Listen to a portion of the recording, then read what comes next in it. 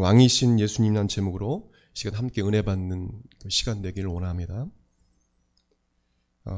예수님께서 십자가의 고난을 받기 5일 전, 그러니까 정확히 말하면 6월절 5일 전에 예수님은 스가랴 선지자의 스가랴서 9장 9절 말씀의 그 예언의 말씀을 성취하십니다.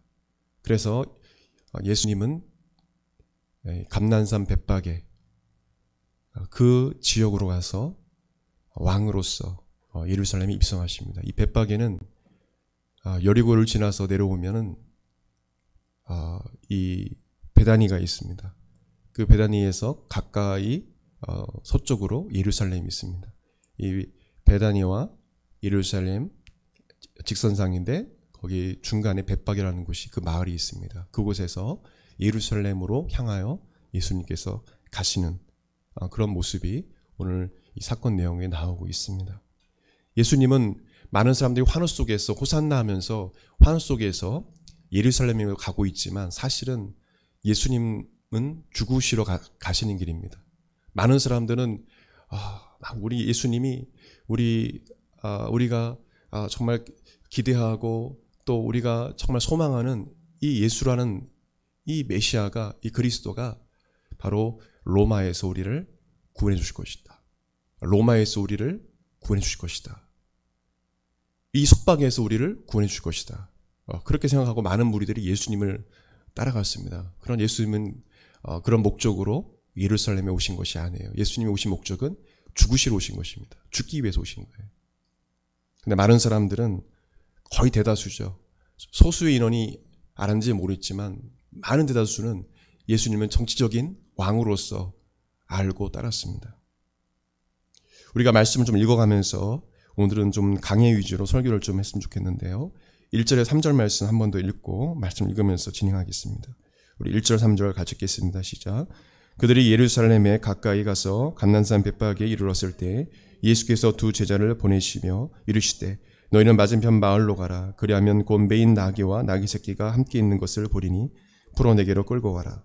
만일 누가 무슨 말을 하거든 주가 쓰시겠다 하라. 그리하면 즉시 보내리라 하시니.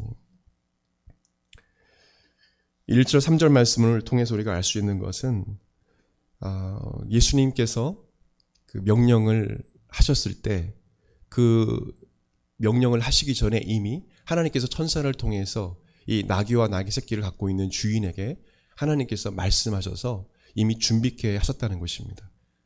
맞은편 마을로 가서 나귀와 나귀 새끼, 다른 복음서는 나귀 새끼라고만 나와 있는데 나귀와 나귀 새끼, 아마 어미 나귀와 나귀 새끼 있는 그곳을 보게 될 것이다. 그러면 그 나귀와 나귀 새끼를 풀러와라. 풀어와라. 그럼 왜 풀어가느냐 물으면 너희가 주가 쓰시겠다 하라. 이미 이 주인은 천사를 통해서 하나님의 음성을 들었고 만약에 주가 쓰시겠다라고 말한 자에게 주라고 아마 환상 가운데 아마 하나님의 음성을 들었을 것입니다. 성경의 복음서에 보게 되면 당신들은 누구인데 남의 나귀를 가져가느냐 이렇게 질문했다고 합니다. 누구이기에 물어본 거예요. 정말 당신들이 천사들을 통해서 하나님께서 말씀하신 너희들이 맞느냐 그것을 알기 위해서 이 질문을 한 겁니다. 그래서 이 제자들은 그 말을 듣고 주가 쓰시겠다. 즉시 이 주인은 이 나귀와 나귀 새끼를 풀어서 그들이 가져가도록 합니다.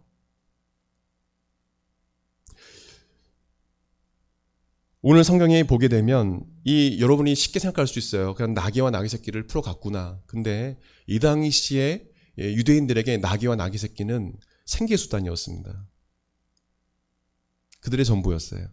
그것을 통해서 농사를 짓고 그걸 통해서 이 음식을 제공받고 나귀를 통해서 또 교통수단으로서 또 어디를 가기도 하고 그래서 생계수단이었습니다. 거기다 짐을 싣고 물건을 팔기도 하고 근데 그것을 어떻게 보면 그 주인의 전부일 수도 있어요. 몇 마리의 나귀를 갖고 있는지 모르겠지만 여하튼 그것을 아낌없이 주가 쓰시겠다 하니까 드린 것입니다. 즉시 예수님께 드린 거예요. 우리는 주님이 원하시면 즉시 드리는 삶을 살아야 합니다. 즉시 드릴 수 있는 그런 삶을 살아야 돼요. 아낌없이. 우리 신앙생활에 있어서 아낌없이 하나님께 드리는 삶을 살지 않으면 하나님이 우리 삶 가운데 역사할 수가 없어요. 그냥 11조를 내도 아깝고, 야, 이거 내가 11조 드리면 내가 생활을 어떻게 하지? 이거 있으면 좀 더 뭔가 좀 할 수 있는데, 문화활동도 할 수 있고, 뭐 할 수 있고. 감사원금을 내면서도 아까워하고, 드리긴 드려야 되는데. 또 하나님께 드리는 시간조차도, 나 공부해야 되는데 너무 아까운데. 주인이 아낌없이 하나님께 드렸을 때 그 주인은 하나님께 쓰임받는, 하나님께 영광 돌리는 그런 귀한 자로, 성경에 기록된 자로 나오게 되는 것입니다. 나귀와 나귀 새끼도 하나님께 쓰임받은 여러 짐승 중에 가장 귀하게 쓰임받는 아주 약한 나귀 새끼지만 정말 그 인류의 이제까지 그 생겨난 짐승 중에 가장 크게 쓰임받는 나귀 새끼가 된 거예요. 그냥 아낌없이 드릴 수 있는 그 주인의 그 믿음이 있었기 때문에.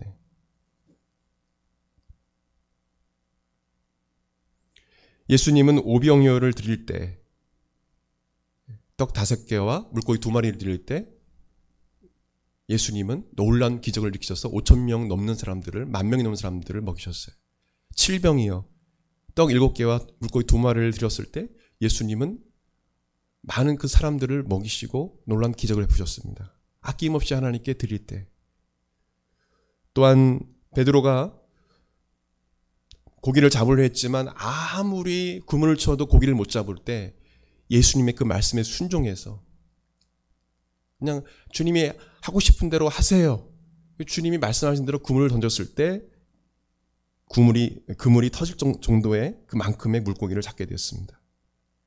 사르밧의 한 가난한 과부는 먹을 것이 없어 죽기 일부 직전임에도 불구하고 자신이 소중히 여겼던 떡 1개를 만들어서 하나님의 종 엘리야에게 줄 때 떡과 기름이 떨어지지 않는 기적을 경험했습니다.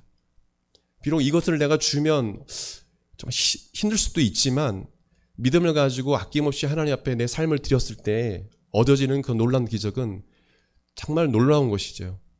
그때 하나님을 경험할 수 있는 거예요. 그냥 내가 해서 삶 가운데 얻어지는 것은 누구나 다 세상 사람 다 얻을 수 있어요. 그러나 어려움 중에 하나님을 섬기고 좀 어려움 중에 하나님께 시간을 드리고 물질을 드릴 때 하나님께서 주시는 그 기적을 경험하는 사람은 아낌없이 그 이후부터는 드리게 되는 것입니다. 아낌없이 드리는 거예요. 자랑을 보지 않습니다. 저는 아직도 이런 관련된 말씀을 증거하면 아직도 예전에 실업교회 그 장로님이 눈에 선합니다. 예수 믿은 지 얼마 안 돼서 신앙생활 열심히 하면서 포도를 팔아서 그 포도 판 것에 11조를 떼어서 그때는 현금으로 드렸거든요. 그것을 막 기뻐가지고 하나님 앞에 너무 기쁜 거예요. 그래서 기쁨으로 드리는 그 얼굴이 아직도 눈에 선합니다. 돈의 액수가 그분한테 중요한 게 아닙니다. 그냥 하나님께 드리는 게 좋은 거예요. 하나님께 드리는 게 너무 좋은 거예요. 나중에는 이분이 장로가 됐어요. 여러분, 하나님은요 아낌없이 드리는 그 심령에게 역사하십니다. 인색한 자에게 주님은 역사하지 않아요. 안타깝지만 우리가 다 예수 믿고 구원받고 또 우리 천국에서 보게 되지만 이 땅에서 쓰임받는 사람은 아낌없이 하나님께 드리는 자예요. 아낌없이. 주님이 쓰시면 나귀와 이 나귀 새끼처럼 제가 가겠습니다. 아프리카라든 카자흐스탄 그 위험한 지역이든 중국이든 가겠습니다. 그런 자, 주님은 그런 자를 쓰세요. 그런 자들은 그냥 하나님께서 말씀하시면 그냥 묻지도 따지지 않고 그냥 가는 거예요. 그냥 주님이 하라고 했으니까. 4절부터 5절 말씀 또 이어서 같이 읽었으면 좋겠습니다. 4절 5절 시작. 이는 선지자를 통하여 하신 말씀을 이루려 하심이라 일렀을 때 시온 딸에게 이르기를 내 왕이 내게 임하나니 그런 겸손하여 나귀 곧 멍에 매는 짐승의 새끼를 탔도다 하라 하였느니라. 예수님께서 나귀 새끼를 타고 왕으로서 예루살렘에 입성한 이 광경은 이미 구약 시대에 약 500년 전에 이미 예언된 말씀입니다. 이미 예언된 말씀이에요. 놀랍지 않습니까? 1년 전이 아니라 500년 전입니다. 간접적으로는 이사야 말씀을 통해서 예언된 말씀이기도 하고 정확하게는 스가랴 9장 9절 말씀에 스가랴 선지자가 성령에 감동되어 이 땅에 오실 그 메시아가 행할 그것을 예언할 때 나귀 새끼를 타고 간다고 했습니다. 스가랴 9장 9절 말씀 보게 되면 시온에 따라 크게 기뻐할지어다. 예루살렘에 따라 즐거이 부를지어다. 보라 내 왕이 내게 임하시나니 그는 공의로우시며 구원을 베푸시며 겸손하여서 나귀를 타시나니 나귀의 작은 것 곧 나귀 새끼니라 했어요. 예언된 말씀대로 예수님께서 나귀 새끼를 타고 입성하신 거예요. 그냥 예수님께서 이 땅에서 임의대로 하신 것이 아니라 구약 성경의 약 450여 회의 직간접적인 예수님에 관한 예언의 말씀을 그대로 성취하는 과정 속에서 스가랴 9장 9절 말씀, 이 한 예언의 말씀을 이루신 것입니다. 여러분, 한 사람에게 전에도 제가 설교했지만 한 예언이 성취되기는 상당히 어렵습니다. 그럼 예수님은 500년 전, 그 이상의 오래전에, BC 그 오래전에 예수님에서 예언한 그 말씀이 450여 회의 직간접적인 예언이 성취되신 분이에요. 그러나 아직도 예수 그리스도를 믿지 못한 자들이 있죠.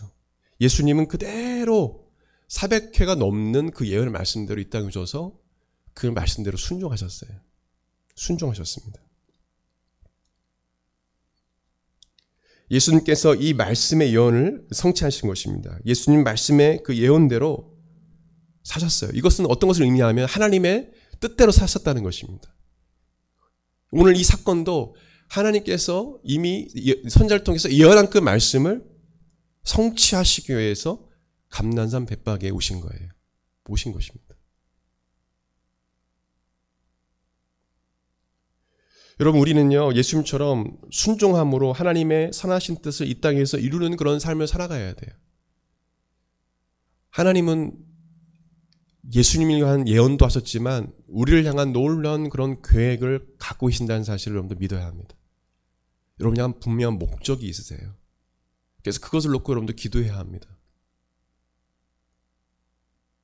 확실하게 하나님께서 어떤 사람에게 음성으로 들려주시지도 않지만 그렇지 않고 기도하면 하나님께서 나도 모르게 사람과 어떤 환경을 통해서 하나님께서 여러분을 통해서 이루시고자 하는 선한 뜻을 이루어 가십니다. 염려할 거 없어요. 그러나 중요한 것은 하나님의 뜻이, 하나님의 선한 뜻이 내 삶을 통해서 이루어지길 원합니다라고 하나님께 기도하는 삶이 중요합니다. 그리고 하나님 저를 향한 이 땅에서의 목적을 이루어달라고 기도하는 게 너무 중요합니다. 어떤 사람은 목적을 이루면 40대에 그냥 짐 엘리야 성사님처럼 데려가시는 거예요. 가는 거는 순서가 없는 거예요. 주님이 데려가시면 너는 사명이 다 끝났다 그러면 데려가시는 거예요. 그래서 우리 크리스찬들이 우리 같이 살아가면서 목사님이나 사모님 또 성도들이 이렇게 같이 공동체 이루면서 하나님 먼저 데려가실 때 너무 슬퍼할 필요 없어요. 주님이 때가 돼서 천국에 데려가시는 거예요. 그곳에 가면 또 우리가 보게 될 것입니다. 이런 믿음이 우리 안에 있어야 돼요. 중요한 건 이 땅에서 예수님처럼 우리도 하나님 뜻을 이루려는 그런 삶이 필요해요.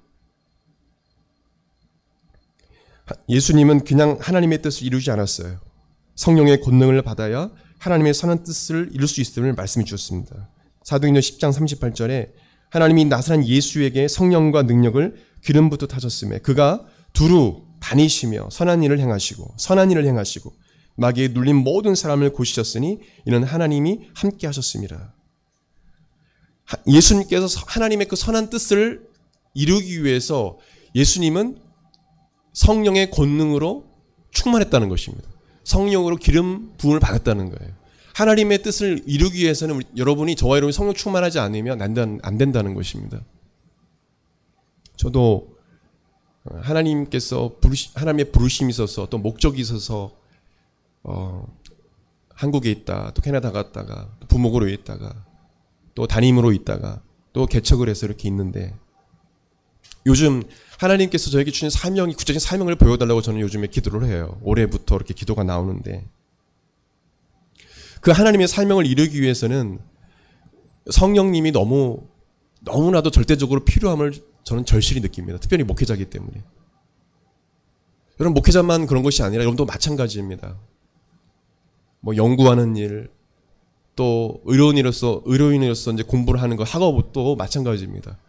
성령의 충만을 받으면 놀라운 일들이 일어나는 것입니다. 여러분들 그런 것을 경험하시길 바랍니다. 플러스 알파가 있는 거예요. 똑같이 공부하는데 성령님께 은혜를 구하고 성령의 권능을 달라고 기도하면 공부하는 목적도 달라지게 하시고 비전도 주시고 꿈도 주셔서 그 꿈과 비전이 확실하기 때문에 공부하는 목적이 생겨요. 그러니까 세상 사람들이 친구들이 안 믿는 친구들이 공부하는 목적과 너무 다르기 때문에 성령의 능력으로 그 힘으로 주신 그 지혜와 능력으로 공부하기 때문에 뭔가 다른 거예요. 여러분 이런 은혜가 있길 바랍니다. 이런 은혜가 있길 바라요. 뭔가 우린 달라요. 크리스찬들은. 목적이 좀 달라야 돼요.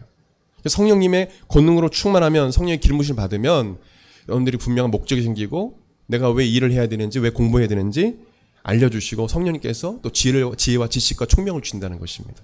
능력을 주신다는 거예요. 하나님의 선한 뜻, 이 하나님의 그 말씀대로 순종했던 예수님처럼 우리가 하나님의 선한 뜻을 이루기 위해서는 세상의 것을 사랑하지 말고 오직 하나님의 선한 뜻을 이루는 데 힘써야 된다는 것입니다. 요한일서 2장 15절 17절에 이 세상이나 세상에 있는 것들을 사랑하지 말라. 예수님의 행하심을 보십시오. 이 세상이나 세상 것을 사랑하지 않으셨어요. 누구든지 세상을 사랑하면 아버지의 사랑이 그 안에 있지 아니하니.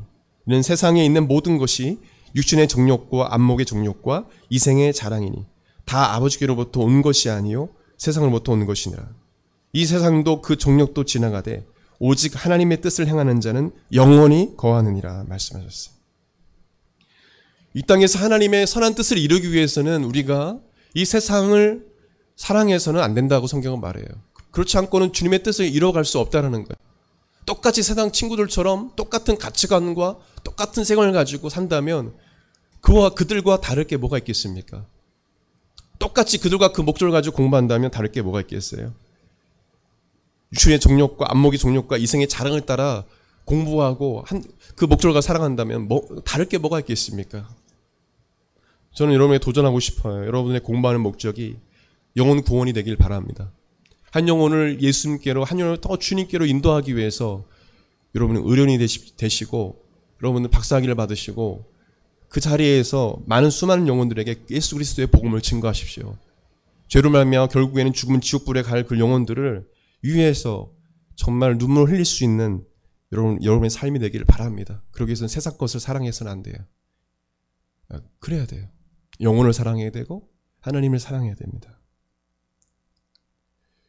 마지막으로 7절에서 9절 말씀 같이 읽겠습니다. 같이 7절 9절 시작. 나귀와 나귀 새끼를 끌고 와서 자기들의 겉옷을 그 위에 얹음에 예수께서 그 위에 타시니 무리의 대다수는 그들의 겉옷을 길에 펴고 다른 이들은 나뭇가지를 베어 길에 펴고 앞에서 가고 뒤에서 따르는 무리가 소리 높여 이르되 호산나 다윗의 자손이여 찬송하리로다. 주의 이름으로 오신 이여 가장 높은 곳에서 호산나 하더라. 예수님은 예루살렘 성을 향하여 가실 때 멋있는 말을 준비하고 그 준비한 말을 타고 가시지 않으셨어요. 저희들에게 야 멋있는 말을 좀 준비해라. 많은 사람이 환호하지 않느냐. 내가 좀 멋있게 한번 예루살렘 입성해보자. 그렇게 말씀하시지 않았어요. 사람들이 보기에 정말 우스꽝스럽게 볼 수 있는 초라해 보이는 나귀 새끼를 타셨습니다. 나귀 새끼는 마가복음 11장 2절 말씀처럼 아무도 타보지 않은 나귀였습니다. 부족하고 경험이 없는 보잘것없는 나귀를 타신 것입니다. 나귀 새끼를 타고 가시려는 예수님을 보고 제자의 무리들은 이 나귀 새끼 등에 그 가시는 길에 자신들의 겉옷을 벗어서 놓았습니다. 볼품없는 나귀 새끼를 타고 가시지만 이들이 왜 우스꽝스럽지 않습니까? 근데 이들이 왜 그 나귀 새끼 위에 겉옷을 펴고 왜 길에 겉옷을 펴고 그리고 다른 복음서에 보게 되면 종려 가지 나무를 베어서 왜 길가에 놓았을까요? 여러분 겉옷을 놓고 피는 행위는 종려나무 가지를 잘라서 그 길가에 놓는 행위는 왕에 대한 예우에 나오는 행위입니다. 왕을 대접할 때 하는 행위예요. 여러분 우스꽝스럽지 않습니까? 예수님이 그렇게 옷을 막 멋있게 입고요. 그리고 머리도 머리도 아주 멋있게 하고 또 막 휘황찬란하게 그렇게 오신 것이 아니에요. 멋있는 흰말을 타고 딱 가신 게 아니에요. 근데 사람들이 왜 이렇게 환호할까요? 오늘도 우리가 찬양했지만 호산나는 어떤 뜻입니까? 주여 우리를 구하시옵소서. 우리를 구원해달라고. 막 호산나 찬송하리이다. 찬송하리이다. 이스라엘의 왕이여. 다른 부분 보게 되면 왕이여 이렇게 얘기해요. 왕이여 라고 얘기해요. 그리고 하늘에는 평화요. 지극히 높은 곳에 영광입니다. 라고 얘기해요. 예수님께서 이 땅에 오셨을 때 이 동방 박사들과 그들이 행했던 것처럼 말한 것처럼 우스꽝스럽게 나귀 새끼를 타고 가는데 왜 그렇게 할까요? 여러분 그 환호하는 무리 중에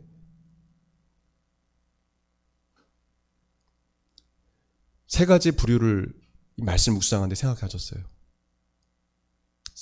세 가지 부류. 예수님은 분명 마태복음 8장 20절에 예수께서 이르시되 여우도 굴이 있고 공중의 새도 거처가 있을 때 인자는 나는 머리 둘 곳이 없다. 머리 둘 곳조차 없이 이 땅에 사셨어요. 또한 우리말 성경 보게 되면 이사야 53장 2절 말씀 보게 되면 이사야는 이렇게 예언합니다. 예수님에 대해서 그는 주 앞에서 마치 새싹같이 메마른 땅을 뚫고 나온 싹과 같이 자랐다. 그는 수련한 풍채도 없고 화려한 위엄도 없으니 우리가 보기에 볼품이 없었다. 이렇게 예언해요. 예수님 그런 분이셨어요. 우리가 화가들이 예수님을 아주 잘생기게 막 그리잖아요. 사실 그렇지 않아요. 네? 멋있게 막 옷을 휘황찬란하게 입는 것을 그리잖아요. 그렇지 않아요. 근데 왜 이 사람들이 호산나 하면서 왜 이렇게 외칠까요? 왜 이렇게 환호할까요? 첫 번째 부류의 사람들은 환호에 함께하지 않고 구경하는 자들입니다. 멀리서 저가 누구에게 저렇게 환호를 받는가? 예수님은 멀리서 바라보는 무리예요. 여러분 교회 안에도 그런 무리가 있습니다. 멀리서 그냥 구경하는. 목사님이 어떻게 설교하나 보자. 또 교회가 어떻게 사역을 하나 보자. 그냥 구경하는 거. 예수님을 직접적으로 자신이 하나님을 경배하지 못해요. 안타까운 거죠. 연약한 부분이죠. 예수님이 예루살렘 향해서 가고 있는데 환호하지 못하는 자체도 사실은 안타까운 거죠. 예수님은 왕이시고 예수님을 창조주시고 그분이 정말 하나님의 아들이시고 나를 죄에서 구원하시기 십자가에 죽으신 그 예수님인데 나의 주 왕이신데 그걸 깨닫지 못하고 그냥 하나님을 그 예수님을 온전히 전심으로 찬양하지 못하는 그 모습 얼마나 안타까운 모습입니까? 교회 안에도 그런 부류가 있다는 거예요. 참여하는 것에 의미를 갖는. 또 두 번째 부류는 정치적인 목적을 가진 부류가 있었습니다. 대다수가 오늘 호산나라고 외치면서 예수님을 찬양했던 자들이 정치적 목적을 가지고 예수님을 따랐던 자들입니다. 오늘 보십시오. 뭐라고 나옵니까? 9절 말씀에 앞에서 가고 뒤에서 따르는 무리가 소리 높여 이르되 뭐라고 말합니까? 호산나 무슨 자손이요? 다윗의 자손이요. 여러분 이것은 금지어입니다. 이 당시에. 로마에 속박이 있었기 때문에 다윗의 자손이라는 이 말은 다윗의 왕국을 회복시킬 분이다라고. 이스라엘을 독립시킬 왕이시다는 것입니다. 로마에서 좋아하겠습니까? 로마 황제가? 그러니까 이것은 금지어입니다. 이들의 목적 무엇입니까? 다시금 다윗의 왕국이 이스라엘이 회복되는 거예요. 누굴 통해서? 예수님을 통해서. 그들의 목적은 그것이었어요. 우리 민족만 구원받고 선민의식이죠. 예수님, 하나님은 그렇지 않으셨거든요. 우리 이스라엘만 구원받고 우리 이스라엘을 이 그리스도가 구원할 것이고 또 이 정치적인 이 속박에서 이 예수라는 사람이 바로 이 메시아라는 사람이 우리를 구원할 것이다. 이 정책 목적을 가지고 종려한번 가지를 막 흔들면서 따라가는 거예요. 호산나라고 얘기하면서. 여러분 우리가 교회 안에도 이런 부류가 있습니다. 어떤 목적을 가지고 예수님을 따라가는 사람들이 있어요. 개인의 목적이에요. 개인의 야망을 이루기 위해서, 개인의 욕심을 이루기 위해서 예수님을 수단으로 생각하는 사람들이 있습니다. 그리고 예수님을 정치적인 목적으로 이용하는 자들도 있어요. 예수님은 야당편이다. 예수님은 여당편이다. 예수님이 이렇다라고 이야기하면서 이 사회를 되게 어렵게 만드는, 혼란스럽게 만드는 그런 목회자도 있어요. 저는 목사라 보지 않습니다. 예수님을 정치적으로 이용하는 거죠. 여러분 교회는 정치하는 곳이 아니에요. 예수님은 정치하는 분이 아닙니다. 예수님은 사랑으로 세상을 정복한 분이지 예수님이 데모했습니까? 예수님은 쌍욕을 했어요? 예수님 핏개 들고 막 하면서 이렇게 해서 정복했습니까? 그냥 순한 어린 양처럼 예루살렘 향해서 도살장으로 끌려가는 순한 어린 양처럼 그냥 가시는 거예요. 침뱉음을 당하고 그냥 침을 뱉으면 그냥 뱉음을 받으시는 거예요. 싸대기를 때리면 맞으셨어요. 갈대로 머리를 군인들이 치면 맞으셨어요. 쌍욕을 하고 멸시천대해도 그냥 다 받으셨어요. 그냥 침묵하셨습니다. 딱 한마디 하셨어요. 네가 왕이냐? 그렇다, 내가 왕이다. 네가 그리스도냐? 내가 맞다, 그리스도다.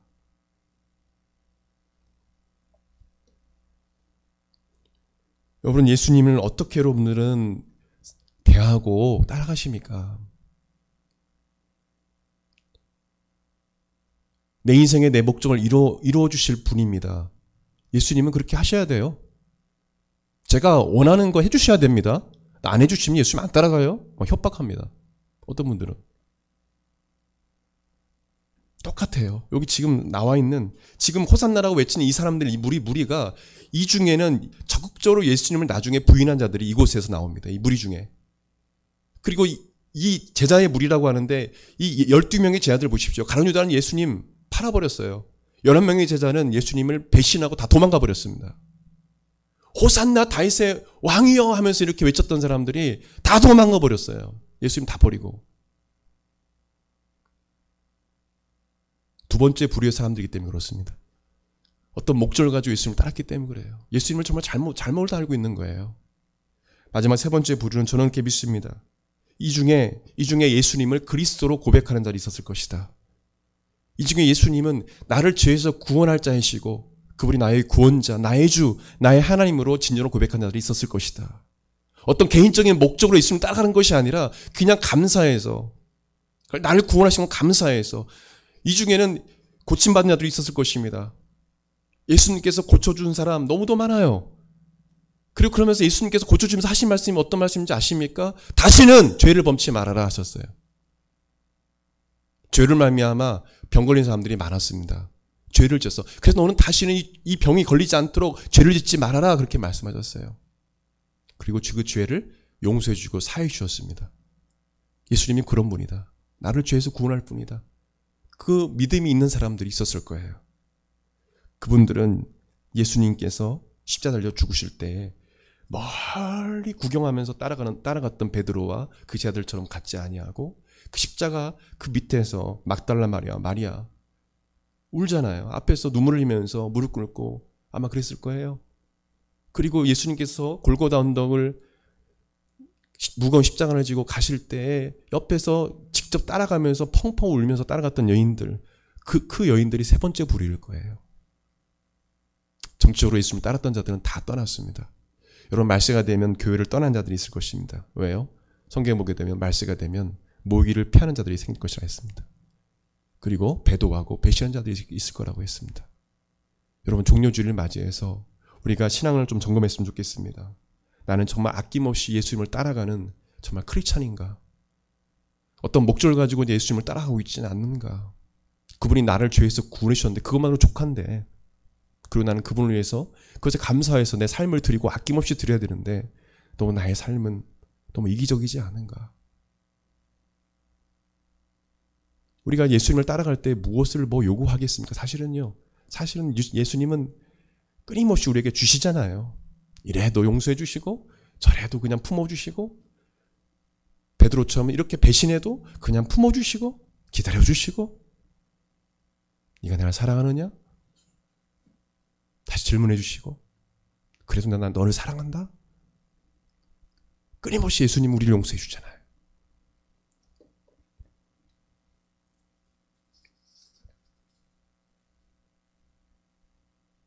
여러분은 예수님은 어떤 분으로 생각하고 모시며 살아갑니까?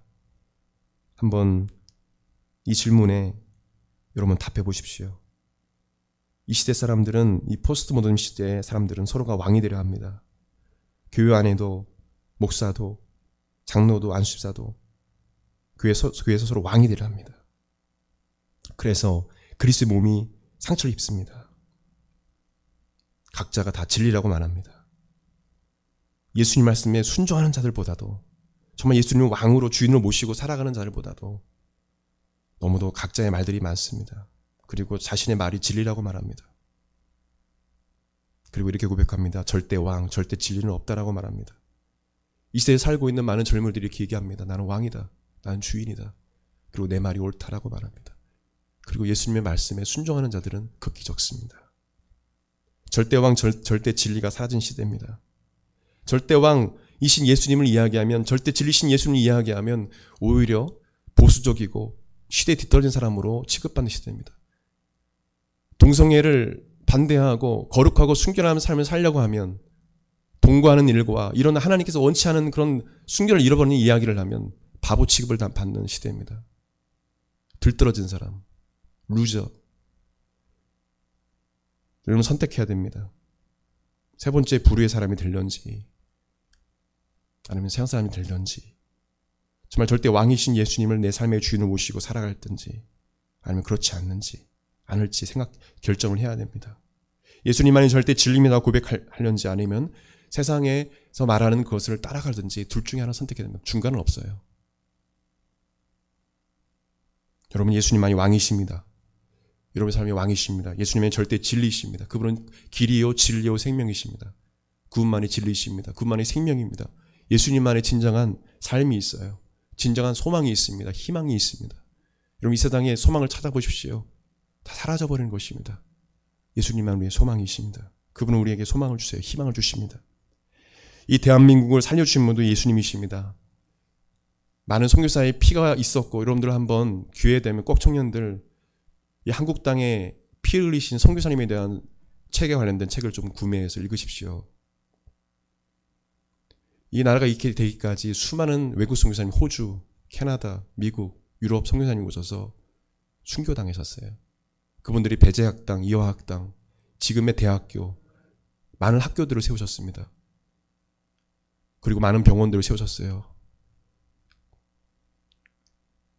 그 앰뷸런스, 이 차도 선교사님 자녀가 만든 거예요. 그래서 우리는 이 혜택을 받고 있는 것입니다. 여러분, 그걸 아셔야 돼요.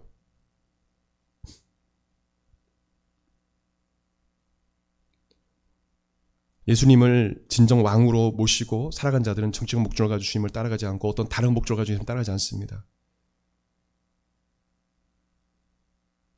예수님을 진정으로 왕으로 모시고 살아가는 사람은 예수님이 죄로 말미암아 멸망받을 영혼을 구원하시기 위해서 십자가의 길을 걸으셨던 것처럼 그 십자가의 길을 걷는 자들입니다. 예수님이 십자가를 지고 십자가의 길을 걷는 자들에게 그 자들이 바로 내 제자라고 말씀하셨어요. 마태복음 16장 24절에 이에 예수께서 저들에게 이르시되 누구든지 나를 따라오려거든 자기를 부인하고 자기 십자가를 지고 나를 따를 것이니라. 사도 바울은 예수님을 우리 주로 고백하면서 예수님이 십자가에 죽으신 그 사건, 그 복음 외에 결코 자랑할 것이 없다라고 고백합니다. 갈라디아서 6장 14절에 그러나 내게는 우리 주 예수 그리스도 십자가 외에 결코 자랑할 것이 없으니 그리스도로 말미암아 세상이 나를 대하여 십자가에 못 박히고 내가 또 세상을 대하여 그러하니라. 여러분, 진정으로 예수님을 나의 삶의 왕으로 주인으로 모시고 살아간 사람들은 예수님이 가셨던 그 십자가의 길을 따라간 자들입니다. 그리고 그분을 왕으로 모시고 그 길을 따라가는 자들입니다. 여러분이 가는 길은 바로 십자가의 기름을 기억하십시오. 좁은 문, 좁은 길로 가는 길입니다. 그 예수님을 따르는 자들은 많지 않을 것입니다. 오늘 종료주일날 호산나라고 외쳤던 많은 무리들은 예수님을 떠났던 자들입니다. 여러분, 그런 무리가 되지 마시고 진정으로 예수님을 호산나, 진짜 나를 구원할 구원자로, 왕으로 모시고 넓은 길로 가지 말고 예수님이 가셨던 그 십자가의 길, 예수님이 예루살렘 입성하는 그 길은 십자가의 기름을 기억하시고 그 길을 따라 예수님을 따라가는 여러분 되실 예수님을 축원드립니다. 우리 같이 기도하겠습니다. 우리 왕이신 나의 하나님, 우리 아신 분은 눈을 감고 찬양하고 우리 같이 기도했으면 좋겠습니다. 오늘 주신 말씀 붙잡고 같이 기도합시다.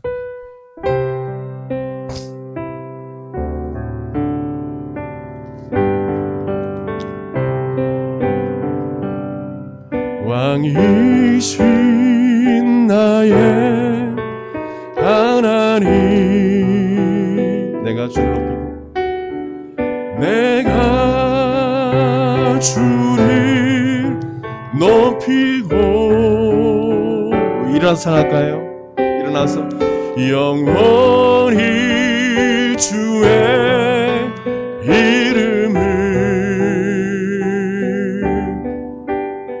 성축하리. 왕이신 하나님을 높여 찬양합시다. 우리 손 높여 왕이신 나의 하나님, 왕이신 나의 하나님, 내가 주를 높이고 영원히 주의 이름을 성축하리. 이 주님을 향하여 손 높이 들고 왕이신 나의 하나님, 왕이신 나의 하나님, 내가 주를 높이고 영원히 주의 이름을 성축하리. 우리 마저 한 번 더 왕이신 내 하나님 높여 찬양합시다. 왕이신 내 하나님, 왕이신 나의 하나님, 내가 주를 높이고 영원히 주의 이름을 성축하리이다.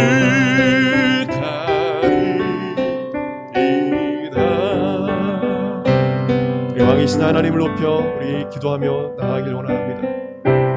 진정으로 예수님을 왕으로 내 삶에 모셔드립니다. 우리 같이 오늘 주신 말씀 잡고 여러분 같이 기도했으면 좋겠습니다. 우리 소리내어 기도합시다. 오 하나님 아버지 감사합니다. 오늘 하나님 말씀을 통해서 왕이신 그 예수님을 진정으로 높여 찬양하는 우리의 삶이 되길 결단하게 하심을 감사합니다. 하나님 예수님을 진정으로 나의 삶의 왕으로 모셔드리게 하여 주시옵소서. 진정 주님의 그 길을, 왕되신 주님의 길을 따라가게 하여 주시옵소서. 그 하나님만을 높여드리게 하여 주옵소서. 하나님이신 예수님을 높여드리는 우리의 삶이 되게 하여 주시옵소서. 하나님 우리 모든 우리 성도의 삶이 왕되신 하나님의 이름을 성축하며 높여드리는 삶이 되게 하여 주시옵소서. 내가 공부하는 목적도 하나님 주의 영광을 위하여 하나님의 이름을 높이는 귀한 목적이 되게 하여 주시옵소서. 하나님 내가 살아가는 목적도 나를 죄에서 구원하여 주시고 나를 구원해 주시고 천국 백성 삼아 주신 그 하나님의 이름을 높이는 그런 목적이 되게 하여 주시옵소서. 우리의 성도의 삶을 통하여 하나님의 이름이 높여지기를 원합니다. 하나님 수많은 영혼들이 구원받기를 원합니다. 하나님 아버지 주님 진정으로 주님을 따르지 못했던 우리의 삶이 아닌가요? 주님 용서하여 주시옵소서. 우리의 죄악을 용서하여 주시옵소서. 여전히 내가 왕된 삶을 살아가고 하나님 아버지 왕신 주님을 아버지 배하는 삶을 살았던 죄악을 용서하여 주시옵소서. 하나님 모든 것을 주께 아낌없이 드릴 수 있는 우리 삶이 되게 하여 주시고 나를 죄에서 구원하신 그 예수님께 모든 것을 드릴 수 있는 우리 삶이 되게 하여 주시옵소서. 하나님 아버지 전심으로 주님을 경배하며 찬양하며 진정으로 왕이신 하나님께 예배할 수 있는 우리 모든 성도의 삶이 되게 하여 주시옵소서. 내 삶을 아낌없이 드리며 내 시간과 물질을 하나님께 아낌없이 드리며 나를 구원하신 그 예수님께 내 삶을 드릴 수 있는 우리 삶이 되게 하여 주시옵소서. 하나님 아버지 우리 모든 삶을 받아 주시옵소서. 오 하나님 아버지 우리의 모든 죄악을 용서하여 주시고 우리 교만과 우리 하나님 아버지 우리 죄악을 용서하여 주시옵소서.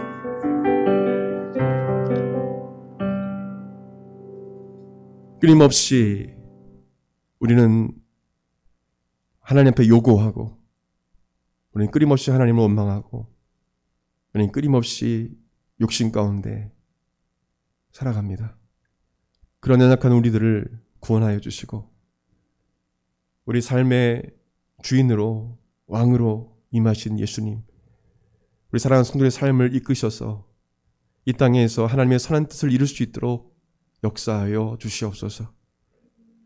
우리 모든 성도들 자신의 그 왕됨을 내려놓게 하여 주시고 자신의 왕관을 예수님께 다 내려놓게 도와주시고 나에게 주신 물질과 시간과 건강, 이 모든 것 주님께 다 드릴 수 있는, 아낌없이 드릴 수 있는 그런 삶으로 변화시켜 주시옵소서. 끊임없이 악그려 했던 우리의 이기심과 우리의 잘못된 부분들을 주님, 우리 죄악을 용서해 주시옵소서. 우리를 구원하신 예수님께 늘 감사하며 우리의 삶으로 하나님께 모든 것을 드릴 수 있는 우리의 삶으로 이끌어 주시기를 간절히 원합니다. 특별히 한 주간 살면서 오늘 성도 중에, 우리 청년들 중에 고통 가운데 있었던 청년이 있다면 하나님 주께서 그 마음을 만져주시고 싸매주시고 치료하여 주시옵소서. 특별히 외로움과 불안과 두려움 가운데 있었던 아버지 하나님, 우리 지체가 있다면 이 시간 예수님께서 어루만져 주시고 회복시켜 주시옵소서. 예수님이 모든 것을 아시고 예수님께서 모든 것을 해결해 주심을 믿게 도와주시고 예수님께 모든 것을 맡겨드리게 하여 주시옵소서. 여전히 근심과 염려 가운데 끊임없이 세상 사람들이 원하는 육신의 정욕과 안목의 정욕과 이생의 자랑을 따라 동일하게 살았던 아버지 그 삶을 살고 있는 우리 지혜에 있다면 그 모든 것 내려놓게 도와주시고 아버지 앞에 자족하며 감사하며 살아갈 수 있는 은혜를 베풀어 주시옵소서. 우리 사랑하는 우리 성도들, 아버지 하나님 십자가의 길을 걸으셨던 그 예수님의 길을 따라 걷는 자들이 다 되게 도와주시고 구경꾼이 아니라 어떤 목적으로 예수님을 따라가는 것이 아니라 예수님을 사랑해서 예수님을 온전히 믿음으로 그리스도로 확신함으로 따라가는 귀한 믿음의 사람들이 다 되게 하여 주시옵소서. 예수님 십자가에 달려 죽어가시면서 피를 흘리시고 고통 가운데 있을 때 그 곁에서 눈물을 흘리며 또한 골고다 언덕길을 힘겹게 십자가를 지고 올라가실 때 그 곁에서 울며 따라갔던 그 무리처럼 예수님을 따라간 자들이 되게 하여 주시옵소서. 감사드리며 귀하신 예수님의 이름으로 기도드립니다. 아멘. 축도하겠습니다. 이제는 우리 주 예수 그리스도의 은혜와 하나님의 그 크신 사랑과 성령님의 감동감화 교통 역사하심이 왕 되신 예수님을 삶의 주인으로 모셔드리기를 원하는 한국 마라나타 교회 모든 성도 10년과 그 삶 가운데 오늘 참여하지 못한 사랑하는 우리 지혜들 10년과 삶 가운데 영원토록 함께 하시기를 간절히 축원하옵나이다. 아멘.